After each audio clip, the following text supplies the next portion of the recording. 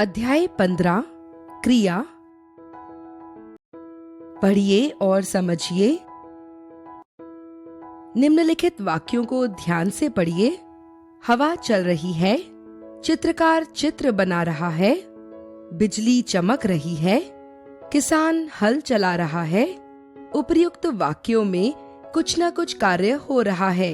इन कार्यों का पता इन वाक्यों में आए जिन शब्दों से चल रहा है वे हैं चल रही है, बना रहा है, चमक रही है, चला रहा है। ऐसे शब्द जो किसी कार्य के होने की सूचना दें क्रिया कहलाते हैं। परिभाषा: वाक्यों के जिस पद से किसी कार्य के करने या होने का बोध होता है उसे क्रिया कहते हैं। पढ़ता है, हंसता है, खाता है, लिखा, पढ़ा, किया, पढ़ेगा, करेगा, जाएगा आदि क्रिया शब्द हैं। क्रिया का धातु रूप: क्रियाओं के सामान्य रूप में से ना को निकाल देने पर जो रूप रह जाता है उसे धातु कहते हैं। जैसे दौड़, खा, पढ़। कुछ अन्य क्रियाओं के सामान्य रूप और धातु रूप नीचे दिए जा रहे हैं। सामान्य धातु: दौड़ना, दौड़, जाना, जा, कहना, कह, उठना, उठ, लिखना, लिख, सोना, सो। क्रिया के भेद: कर्म के आधार पर क्रिया के भेद। कर्म के आधार पर क्रिया के दो भेद होते हैं: अकर्मक क्रिया, सकर्मक क्रिया।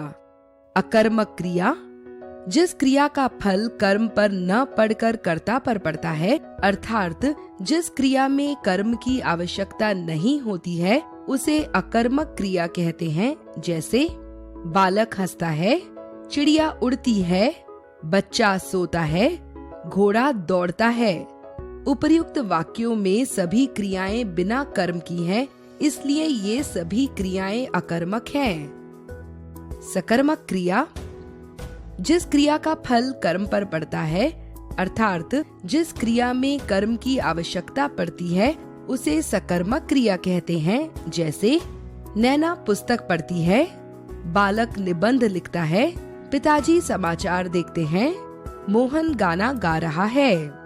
उपर्युक्त वाक्यों में पुस्तक, निबंध, समाचार और गाना सभी कर्म हैं, इसलिए रंगीन शब्द सकर्मक क्रियाएं हैं। क्रिया की पहचान: क्रिया के साथ क्या, किस, किसको आदि शब्द लगाकर प्रश्न करने पर जो उत्तर मिले वह सकर्मक क्रिया होती है, अन्यथा अकर्मक क्रिया होगी।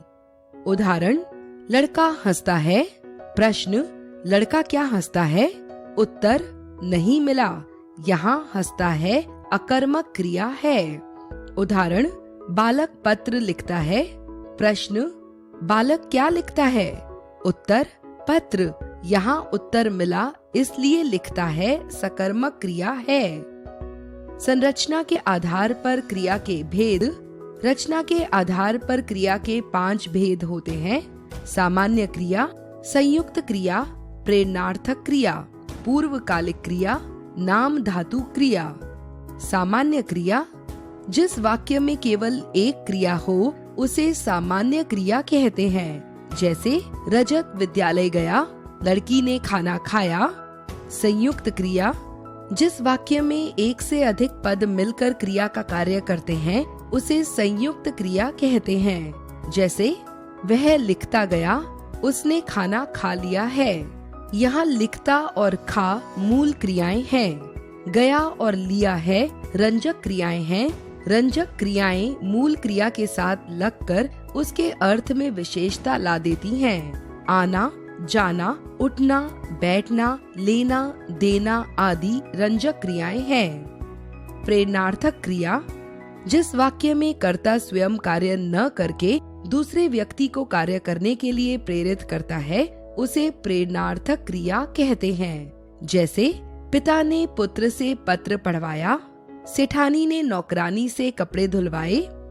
पूर्वकालिक क्रिया: जब मुख्य क्रिया से पूर्व कोई अन्य क्रिया प्रयुक्त हुई हो तो वह पूर्वकालिक क्रिया कहलाती है। जैसे नमन खेलकर सो गया, रवि दूध पीकर चला गया। नाम धातु क्रिया धातु को छोड़कर संज्ञा, सर्वनाम तथा विशेषण शब्दों से बनी हुई क्रिया को नाम धातु क्रिया कहते हैं। संज्ञा शब्दों से बनी क्रियाएं हाथ, हथियाना, लात, लतियाना, शर्म, शर्माना, गांठ, गठियाना। सर्वनाम शब्दों से बनी क्रियाएं अपना, अपनाना, रंग, रंगना। विशेषण शब्दों से बनी क्रियाएं गरम, गरमाना, हकला, हकलाना,